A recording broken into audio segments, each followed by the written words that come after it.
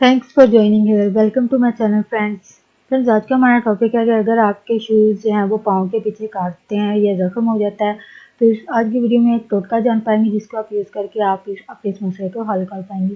Friends, यहाँ पर request करना चाहूँगी, प्लीज़ चैनल को सब्सक्राइब जरूर कीजिए। सब्सक्राइब बटन पर क्लिक कीजिए, साथ बेल आइकन पर भी क्लिक कीजिए।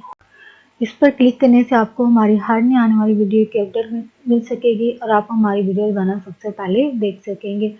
फ्रेंड्स, टॉपिक की तरफ आते हैं कि अगर आपके शूज़ जो हैं पाँव के पीछे काटते हैं और इससे ज़ख्म हो जाता है तो इसके लिए आप सैनिटरी पैड जो होता है जो कि गर्ल्स इस्तेमाल करती हैं, यानी आप जो पीरियड्स के दिनों में आप पैड यूज़ करती हैं, आप अगर आपके शूज़ ऐसे हैं जो आपको पीछे से काटते हैं तो इसके लिए आप पैड जो आप उसके एंड्स को काट लें, जो कि चिपकने वाला हिस्सा होता है, तो इसको आप जूतों के पिछली तरफ जहाँ से पाँव को ये काटता है वहाँ पर लगा दें तो यकीनन आपका ये मसला हल हो जाएगा। या फिर लोग दूसरा टोटका जो यूज़ करते हैं वो रुई है और लोग रुई को भी पीछे रख के इस मसले को हल कर पाते हैं।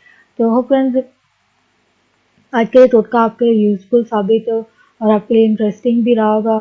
तो प्लीज़ आगे अवेयरनेस और गाइड के लिए फ्रेंड्स एंड फैमिली के साथ वीडियो को शेयर ज़रूर कीजिएगा, वीडियो को लाइक ज़रूर कीजिएगा, कमेंट ज़रूर कीजिएगा। और अगर आप इस हवाले से कोई टिप जानती हैं, कोई रेमेडी जानती, टोटका जानती है तो प्लीज़ इस अपने एक्सपीरियंस को हमारे साथ ज़रूर कमेंट के ज़रिए शेयर कीजिएगा, वीडियो को आगे शेयर कीजिएगा प्लीज़, और प्लीज़ चैनल को सब्सक्राइब ज़रूर कीजिएगा। Thanks for watching video.